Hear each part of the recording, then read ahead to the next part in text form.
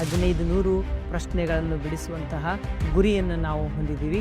Sodium 2 ಆಯಿತು, chlorine ಕೂಡ 2 ಆಯಿತು. ಈ ಕ್ಲೋರಿನ್ 2 ಆಯ್ತು ಅಂದರೆ ಇಲ್ಲಿ ಕ್ಲೋರಿನ್ ಒಂದಿದೆ, ಇಲ್ಲಿ 2 ಗುಣಾಕಾರ ಮಾಡ್ತೀನಿ. ಸೀಸದ ನೈಟ್ರೇಟ್ ಅಂತಂದರೆ PbNO3 twice plus potassium KI ಅಂತ ಬರೆದು ಅದಂತ PbI2 ಪ್ಲಸ್ KNO3. ನಮಸ್ಕಾರ ಸ್ನೇಹಿತರೆ, ಧ್ವನಿ ಲೋಕಕ್ಕೆ ನಿಮಗೆಲ್ಲ ಸ್ವಾಗತ. ನಾವು 10ನೇ ತರಗತಿಯ ವಿಜ್ಞಾನದ LBA ಕ್ವಶನ್ಸ್ಗಳನ್ನು ಸಾಲ್ವ್ ಮಾಡ್ತಾ ಇದ್ದೀವಿ. 1500 ಪ್ರಶ್ನೆಗಳನ್ನು ಬಿಡಿಸುವಂತಹ ಗುರಿಯನ್ನು ನಾವು ಹೊಂದಿದ್ದೀವಿ. ಈ ಗುರಿಗೆ ನಿಮ್ಮ ಸಾಥ್ ಬೇಕಾಗುತ್ತದೆ, ನಿಮ್ಮ ಒಂದು ಸಹಕಾರ ಬೇಕಾಗ್ತದೆ. ನೀವೇನು ಮಾಡಬೇಕು, ಕೇವಲ ವಿಡಿಯೋ ಲೈಕ್, ಶೇರ್, ಸಬ್ಸ್ಕ್ರೈಬ್ ಮಾಡಿ ಸಾಧ್ಯವಾದಷ್ಟು ಜನಕ್ಕೆ ಇದು ವಿಡಿಯೋನ ಶೇರ್ ಮಾಡಬೇಕು. ಅದು ಬಿಟ್ಟರೆ ಮತ್ತೇನೂ ಇಲ್ಲ. ಈಗ ನಾವು 3 ಅಂಕದ ಪ್ರಶ್ನೆಗಳನ್ನು ನೋಡ್ಕೊತ ಹೋಗೋಣಂತೆ. ಅದರಲ್ಲಿ 1ನೇ ಪ್ರಶ್ನೆ ನೋಡ್ರಿ, ಒಂದು ಪ್ರನಾಳದಲ್ಲಿ 5 ml ಸೋಡಿಯಂ ಸಲ್ಫೇಟ್ ದ್ರಾವಣಕ್ಕೆ ಅಷ್ಟೇ ಪ್ರಮಾಣದ ಬೇರಿಯಂ ಕ್ಲೋರೈಡ್ ದ್ರಾವಣವನ್ನು ಸೇರಿಸಿದಾಗ ಯಾವ ಕ್ರಿಯೆ ಜರುಗಿಸ್ತದೆ? ಆಲ್ರೆಡಿ ನಿಮ್ಗೆ ಗೊತ್ತಿದೆ, ಇದು ದ್ವಿಸ್ಥಾನ ಪಲ್ಲಟ ಕ್ರಿಯೆಗೆ ಉದಾಹರಣೆಯಾಗಿದೆ. ಹಾಗಾಗಿ ಸೋಡಿಯಂ ಸಲ್ಫೇಟ್ ಏನಿದೆಯಲ್ಲ, ಬೇರಿಯಂ ಕ್ಲೋರೈಡ್ನೊಂದಿಗೆ ವರ್ತಿಸಿದಾಗ ಬೇರಿಯಂ ಸಲ್ಫೇಟ್ ಮತ್ತು ಸೋಡಿಯಂ ಕ್ಲೋರೈಡ್ ಉಂಟಾಗುತ್ತದೆ. ಇದು ದ್ವಿಸ್ಥಾನ ಪಲ್ಲಟ ಕ್ರಿಯೆಗೆ ಉದಾಹರಣೆಯಾಗಿದೆ. ಇಲ್ಲಿ ಬೇರಿಯಂ ಸಲ್ಫೇಟ್ ಅನ್ನೋದು ಒಂದು ಪ್ರಕ್ಷೇಪ, ಬಿಳಿಯ ಪ್ರಕ್ಷೇಪ. ಇದು ಜಲ ವಿಲೀನಗೊಳ್ಳುವುದಿಲ್ಲ ಅಂತ ನಮಗೆ ಗೊತ್ತಿದೆ. ಇದು ದ್ವಿಸ್ಥಾನ ಪಲ್ಲಟ ಕ್ರಿಯೆ ಅಂತ ಪುಸ್ತಕದಲ್ಲಿ ಕೊಟ್ಟಿದ್ದಾರಲ್ಲ, ಅಲ್ಲಿ ಇರ್ತಕ್ಕಂತಹ ಒಂದು ರಿಯಾಕ್ಷನ್. 1ನೇ ಪ್ರಶ್ನೆ, ಈ ಕ್ರಿಯೆಯಲ್ಲಿ ಉತ್ಪತ್ತಿಯಾಗುವ ಜಲ ವಿಲೀನಗೊಳ್ಳದ ಬಿಳಿಯ ಪ್ರಕ್ಷೇಪ ಯಾವುದು? Barium sulphate. ಬಿಳಿ ಪ್ರಕ್ಷೇಪ ಉಂಟಾಗಲು ಕಾರಣವಾದ ಅಯಾನುಗಳು ಯಾವುವು? Ba2+ ಮತ್ತು SO4 2-.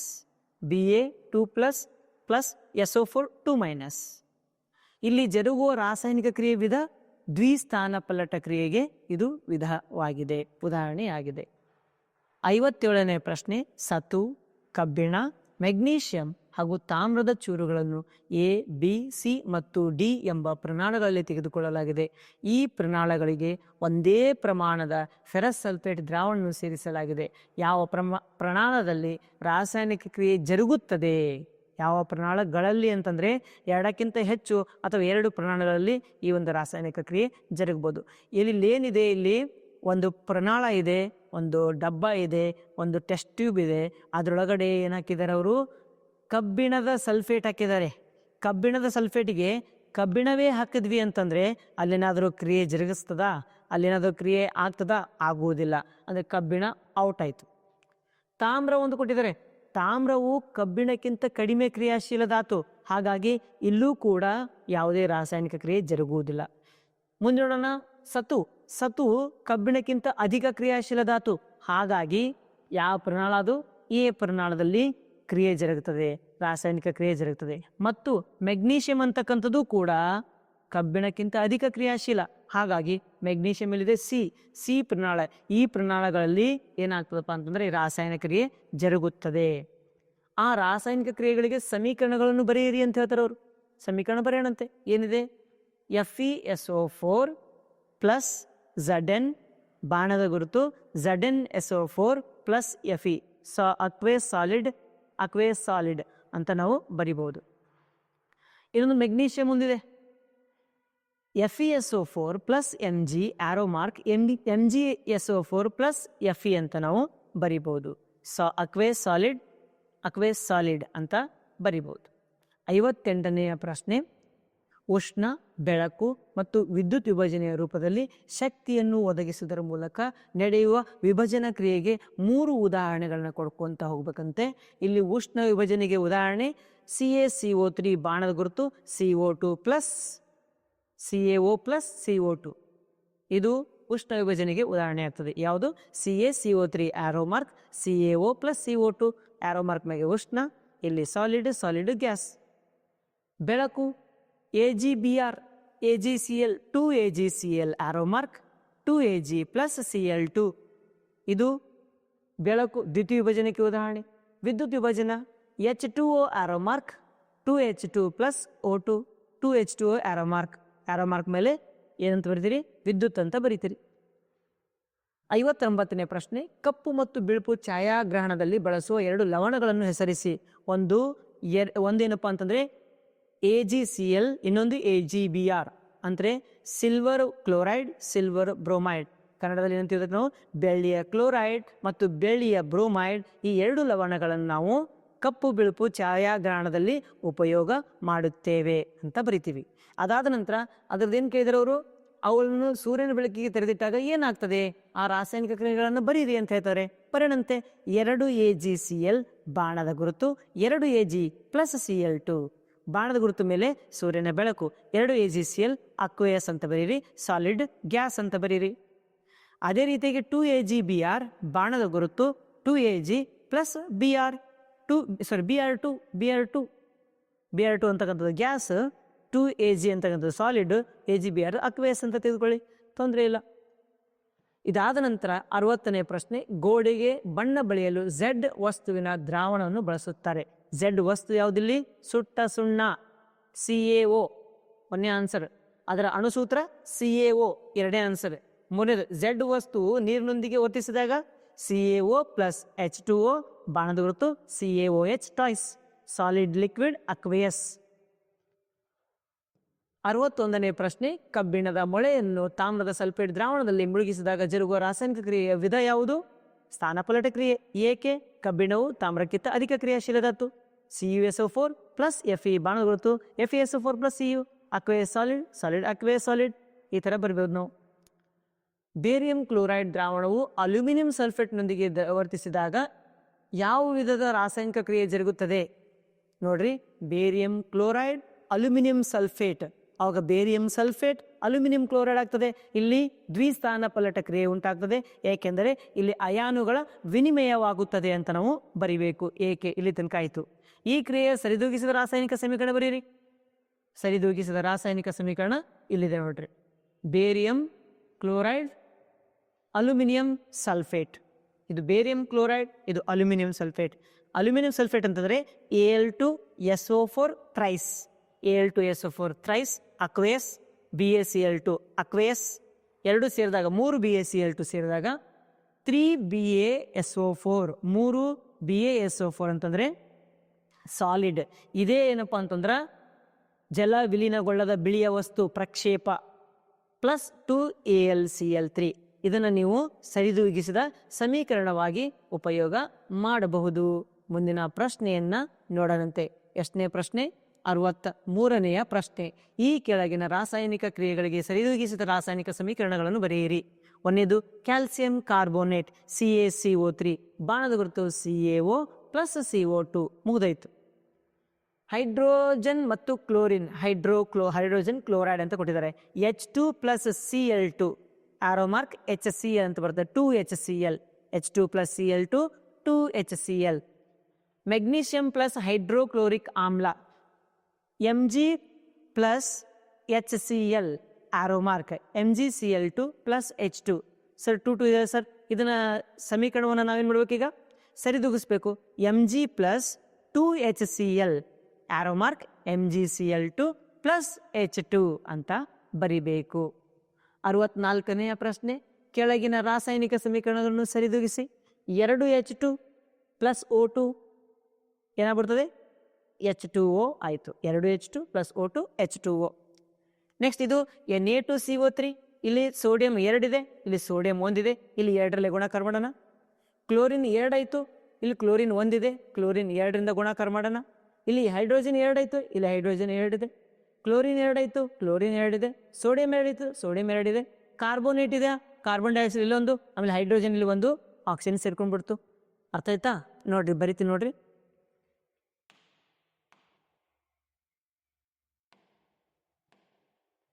ಇಲ್ಲಿ Na2 ಇದೆ, ಸೋಡಿಯಂ 2, ಇಲ್ಲಿ ಸೋಡಿಯಂ 1 ಇದೆಯಲ್ಲ, 2ರಿಂದ ಗುಣಾಕಾರ ಮಾಡಿದೆ ನಾನು. 2ರಿಂದ ಗುಣಾಕಾರ ಮಾಡಿದಾಗ ಏನಾಯ್ತು? ಈಗ ಸೋಡಿಯಂ 2 ಆಯಿತು, ಕ್ಲೋರಿನ್ನು ಕೂಡ 2 ಆಯಿತು. ಈ ಕ್ಲೋರಿನ್ 2 ಆಯ್ತು ಅಂದರೆ ಇಲ್ಲಿ ಕ್ಲೋರಿನ್ 1 ಇದೆ, ಇಲ್ಲಿ 2 ಗುಣಾಕಾರ ಮಾಡ್ತೀನಿ. ಈಗ ಹೈಡ್ರೋಜನ್ 2 ಆಯಿತು, ಇಲ್ಲಿ ಹೈಡ್ರೋಜನ್ 2 ಇದ್ರೆ ಇಲ್ಲಿ ಹೈಡ್ರೋಜನ್ 2 ಇದೆ, ಕರೆಕ್ಟ್. ಹೈಡ್ರೋಜನ್ ತೊಂದರೆ ಇಲ್ಲ, ಕ್ಲೋರಿನ್ ತೊಂದರೆ ಇಲ್ಲ, ಸೋಡಿಯಂ ತೊಂದರೆ ಇಲ್ಲ. ಮತ್ತು ಈಗೇನು ಉಳಿತು? ಕಾರ್ಬೋನೇಟ್ CO3 ಒಳಗಡೆ CO2 ಇಲ್ಲದೆ ಇನ್ನೂ ಒಂದು O ಉಳಿತು. ಇನ್ನೂ ಒಂದು O ಈ ಹೈಡ್ರೋಜನ್ ಜೊತೆಗೆ ಸೇರಿಕೊಂಡು ಇಲ್ಲೊಂದು O ಕಾಣ್ತದೆ ನಿಮಗೆ, ಸೇರ್ಕೊಂಡ್ಬಿಡ್ತು. ಹಾಗಾಗಿ ಇದು ಸರಿದೂಗಿಸಿದ ಸಮೀಕರಣ ಆಗ್ತದೆ. ಮುಂದೆ N2+H2 NH2, ಇಲ್ಲಿ N2 ನೈಟ್ರೋಜನ್ 2 ಇದೆ, ಈ 2ರಲ್ಲಿ ಗುಣಾಕಾರ ಮಾಡ್ತೀನಿ ನಾನು. ಹೈಡ್ರೋಜನ್ 2 ಬರಲೆ 6 ಆಯಿತು. ಇಲ್ಲಿ ಇಲ್ಲಿ 3ರಲ್ಲಿ ಗುಣಾಕಾರ ಮಾಡ್ತೀನಿ, 3 2 6 ಆಗ್ತದೆ. N2 + 3H2 arrow mark 2NH3 ಅಂತ ಬರುತ್ತೆ. ಮುಂದಿನ ಪ್ರಶ್ನೆ 65ನೆಯ ಪ್ರಶ್ನೆ ಏನಂತ ಹೇಳ್ತಾ ಇದ್ದಾರೆ, ಕೆಳಗಿನ ರಾಸಾಯನಿಕ ಸಮೀಕರಣಗಳಿಗೆ ಸರಿದೂಗಿಸಿದ ಸಮೀಕರಣಗಳನ್ನು ಬರೆಯಿರಿ ಅಂತ ಅವರು ಹೇಳ್ತಾ ಇದ್ದಾರೆ. ಪ್ರಶ್ನೆ ನೋಡಿ, ಸುಟ್ಟ ಸುಣ್ಣವು ನೀರಿನೊಂದಿಗೆ ವರ್ತಿಸಿದಾಗ ಏನಾಗ್ತದೆ? ಸುಟ್ಟ ಸುಣ್ಣ ಅಂತಂದರೆ CaO + H2O CaOH twice, calcium 1, oxygen 2, hydrogen 2 ಮುಗಿದೋಯ್ತು. ಇದು CaO ಸಾಲಿಡ್, ಇದು ಲಿಕ್ವಿಡ್, ಇದು ಅಕ್ವೇಯಸ್ ಸೊಲ್ಯೂಷನ್ AQ. ಮುಂದಕ್ಕೆ ಬರೋದು ತಾಮ್ರದ ಸಲ್ಫೇಟ್ ದ್ರಾವಣಕ್ಕೆ ಸತುವಿನ ಚೂರು. ತಾಮ್ರದ ಸಲ್ಫೇಟ್ ಅಂದರೆ CuSO4 ಪ್ಲಸ್ ಸತು ಅಂದರೆ Zn, ಬಾಣದ ಗುರುತು ZnSO4 ಪ್ಲಸ್ Cu. ಇದು ಸಾಲಿಡ್, ಇದು ಅಕ್ವೇಯಸ್. ಓಕೆ, ಇದು ಅಕ್ವೇಯಸ್, ಇದು ಸಾಲಿಡ್ ಅಂತ ನಾವು ಬರಿಬೋದು. ಸೋಡಿಯಂ ಕ್ಲೋರೈಡ್ ದ್ರಾವಣವನ್ನು ಬೆಳ್ಳಿಯ ನೈಟ್ರೇಟ್ನೊಂದಿಗೆ ಸೇರಿಸಿದಾಗ ಏನಾಗ್ತದೆ?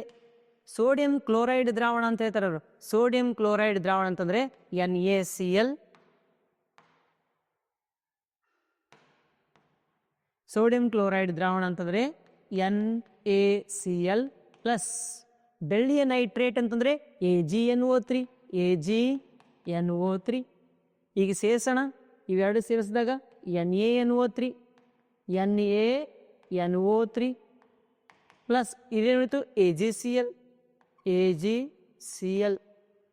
ಅರ್ಥ ಆಯ್ತಾ? ಈ ಥರ ನಾವು ರಾಸಾಯನಿಕ ಸಮೀಕರಣವನ್ನು ಬರಿಬೇಕು. NaCl plus AgNO3 arrow mark AgCl plus NaNO3. ಇಲ್ಲಿ AgCl ಅಂತಕ್ಕಂಥದ್ದು ಬಿಳಿಯ ಪ್ರಕ್ಷೇಪ, ಸೋಡಿಯಂ ನೈಟ್ರೇಟ್ ಅಲ್ಲ. AgCl ಅಂತ ಬಿಳಿಯ ಪ್ರಕ್ಷೇಪ, ಇದು ಪ್ರಕ್ಷೇಪಣ ಕ್ರಿಯೆಗೆ ಉದಾಹರಣೆ ಆಗ್ತದೆ. ಈ ಕೆಳಗಿನ ಹೇಳಿಕೆಯನ್ನು ರಾಸಾಯನಿಕ ಸಮೀಕರಣದ ರೂಪಕ್ಕೆ ಪರಿವರ್ತಿಸಿ ನಂತರ ಅವುಗಳನ್ನ ಸರಿದೂಗಿಸಿ ಅಂತ ಹೇಳ್ತಾರೆ. ಸೋಡಿಯಂ ಹೈಡ್ರೋಜನ್ ಸಲ್ಫೈಡ್ ಅಂತ ಇದೆ. ಇಲ್ಲಿ ಹೈಡ್ರೋಜನ್ ಸಲ್ಫೈಡ್. ಹೈಡ್ರೋಜನ್ ಸಲ್ಫೈಡ್ ಅಂತಂದರೆ H2S ಪ್ಲಸ್ ಗಾಳಿಯೊಂದಿಗೆ ಉರಿಸಿದಾಗ O2, ಬಾಣದ ಗುರುತು ಏನೇನು ಸಿಗ್ತದಂತೆ? ನೀರು H2O ಪ್ಲಸ್ ಏನು ಸಿಗ್ತದೆ? Sulphur dioxide SO2. ಈಗ ಇದನ್ನು ಸರಿದೂಗಿಸ್ಬೇಕು. ಹೈಡ್ರೋಜನ್ 2, ಸಲ್ಫರ್ 1, ಆಕ್ಸಿಜನ್ 2, ಇಲ್ಲಿ ಆಕ್ಸಿಜನ್ 3 ಇದೆ. ಹಾಗಾಗಿ ನಾನು ಇಲ್ಲಿ 3ರಲ್ಲಿ ಗುಣಾಕಾರ ಮಾಡ್ತೀನಿ ಅಂತ ತಿಳ್ಕೊಳ್ರಿ. ಅವಾಗ ಆಕ್ಸಿಜನ್ ಸಮ ಅದು. ಆದರೆ ಆಕ್ಸಿಜನ್ ಸಮ ಆಗ್ಬಿಟ್ವಾ? ಇಲ್ಲ, ಆಕ್ಸಿಜನ್ ಸಮ ಆಗಲಿಲ್ಲ. ಇಲ್ಲಿ 2SO2 ಮಾಡ್ದಂತ ತಿಳ್ಕೊರಿ, ಇಲ್ಲಿ 2 × ಮಾಡ್ದಂತ ತಿಳ್ಕೊರಿ. ಹೈಡ್ರೋಜನ್ 2 2 4, ಹೈಡ್ರೋಜನ್ 2 ಆಯಿತು. ಇಲ್ಲಿ 2ರಲ್ಲಿ ಗುಣಾಕಾರ ಮಾಡಿದಾಗ ಏನಾಯ್ತು? ಅವಾಗ 2 2 4 ಹೈಡ್ರೋಜನ್ ಸಿಕ್ವು. ಸಲ್ಫರ್ 2 ಸಿಕ್ವು. ಓಕೆ, ಆಕ್ಸಿಜನ್ 4 ಸಿಕ್ವು. ಪ್ಲಸ್ 2 6. ಹಾಂ, ಇದು ಕರೆಕ್ಟ್ ಇದೆ ನೋಡಿ. ಏನೇನು ಬಂತು ಇಲ್ಲಿ? ಹೈಡ್ರೋಜನ್ ಲೆಫ್ಟ್ ಸೈಡ್ ನೋಡ್ರಿ, ಹೈಡ್ರೋಜನ್ ಎಷ್ಟಿದೆ? ಹೈಡ್ರೋಜನ್ ಲೆಫ್ಟ್ ಸೈಡ್ 4 ಇದೆ, ಸಲ್ಫರ್ 2 ಇದೆ, ಅದಾದ ನಂತರ ಆಕ್ಸಿಜನ್ 6 ಇದೆ. ರೈಟ್ ಸೈಡ್ ನೋಡ್ರಿ, ಹೈಡ್ರೋಜನ್ 4 2 4 ಇದೆ. ಆಕ್ಸಿಜನ್ ಸಲ್ಫರ್ ಎಷ್ಟಿದೆ? ಸಲ್ಫರ್ 2 ಇದೆ. ಅದಾದ್ರೆ ಆಕ್ಸಿಜನ್ ಎಷ್ಟಿದೆ? ಆಕ್ಸಿಜನ್ ಇಲ್ಲಿ 2 + 4 6 ಇದೆ. ಸರಿನಾ? ಈ ರೀತಿ ಸಮೀಕರಣವನ್ನು ಸರಿದೂಗಿಸಬೇಕು. ಅದಾದಂಥ ಬೇರಿಯಂ ಕ್ಲೋರೈಡ್ ಅಲ್ಯೂಮಿನಿಯಂ ಸಲ್ಫೇಟ್ನೊಂದಿಗೆ ವರ್ತಿಸಿ ಅಲ್ಯೂಮಿನಿಯಂ ಕ್ಲೋರೈಡ್ ಮತ್ತು ಬೇರಿಯಂ ಸಲ್ಫೇಟ್ ಉಂಟಾಗುತ್ತದೆ ಅಂತೆ. Barium chloride BaCl2 correct. Aluminium sulphate Al2SO4 thrice. ಆಗಲೇ ಹೇಳಿದ್ನ ನಿಮಗೆ, ತೋರಿಸಿದ್ದೆ ನಾನಿದು. Okay, barium chloride plus Al2SO4 thrice arrow mark 3BaCl2 plus 2AlCl3. ಇದನ್ನು ನಿಮಗೆ ಆಲ್ರೆಡಿ ಹೇಳಿದ್ದೀನಿ ನಾನು. ಅದನ್ನೇ ಮತ್ತು ವಾಪಸ್ ಅವರು ಕೇಳಿದ್ದಾರೆ, ಮತ್ತೇನು ಇಲ್ಲ ಇಲ್ಲಿ. ಮುಂದಿನ ಪ್ರಶ್ನೆ 66ರಲ್ಲಿ ಇನ್ನೊಂದು. ಪೊಟ್ಯಾಷಿಯಂ ಲೋಹವು ನೀರಿನೊಂದಿಗೆ ವರ್ತಿಸಿ ಪೊಟ್ಯಾಷಿಯಂ ಹೈಡ್ರಾಕ್ಸೈಡ್ ಮತ್ತು ಹೈಡ್ರೋಜನ್ ಅನಿಲ ಬಿಡುಗಡೆ ಆಗುತ್ತದೆ. ಅಂದರೆ K+H2O arrow mark KOH plus ಏನುಂಟಾಗುತ್ತದೆ? ಹೈಡ್ರೋಜನ್ ಗ್ಯಾಸ್ H2 ಬಿಡುಗಡೆ ಆಗ್ತದೆ. K+H2O arrow mark KOH plus H2 ಸಿಕ್ತು. ಇಲ್ಲಿ ಪೊಟ್ಯಾಷಿಯಂ 1, ಹೈಡ್ರೋಜನ್ 2, ಹೈಡ್ರೋಜನ್ 3 ಇದೆ. ಹಾಗಾಗಿ ನಾನೇನು ಮಾಡ್ತೀನಿ, ಈಗ ಆಕ್ಸಿಜನ್ 1 ಇದೆಯಾ, ಇದು 2ರಲ್ಲಿ ಇಂಟು ಮಾಡಿಬಿಡ್ತೀನಿ. ಅವಾಗ ಏನಾಯ್ತು ನೋಡ್ರಿ, ಹೈಡ್ರೋಜನ್ 4 ಆಯಿತು, ಆಕ್ಸಿಜನ್ 2 ಆಯಿತು. ಪೊಟ್ಯಾಷಿಯಂ ಇಲ್ಲಿ ಎರಡರಲ್ಲಿ ಗುಣಾಕಾರ ಮಾಡ್ತೀನಿ, ಅವಾಗೇನಾಯಿತು ಎರಡು ಆಕ್ಸಿಜನ್ ಎರಡು ಎಲ್ಲ ಕರೆಕ್ಟ್ ಆಯಿತು. ಇಲ್ಲಿ ಎರಡರಲ್ಲಿ ಗುಣಾಕಾರ ಮಾಡಿಬಿಡ್ತೀನಿ. ಕರೆಕ್ಟಾ? ಪೊಟ್ಯಾಷಿಯಂ 2 ಪೊಟ್ಯಾಷಿಯಂ 2 ಹೈಡ್ರೋಜನ್ 4 ಹೈಡ್ರೋಜನ್ ಇಲ್ಲೆರಡು 4 ಆಕ್ಸಿಜನ್ 2 ಆಕ್ಸಿಜನ್ 2 ಮುಗಿದೈತೆ ಕತೆ. ಮುಂದೆ 67ನೇ ಪ್ರಶ್ನೆ. ಈ ಕೆಳಗಿನ ರಾಸಾಯನಿಕ ಕ್ರಿಯೆಗಳಿಗೆ ಸರಿದೂಗಿಸಿದ ಸಮೀಕರಣವನ್ನು ಬರೆಯಿರಿ. ನೈಸರ್ಗಿಕ ಅನಿಲದ ದಹನ ಅಂತಂದರೆ CH4 plus O2 arrow mark CO2 plus H2O. CH4 carbon 1 oxygen 2 oxygen 3 ಇದೆ.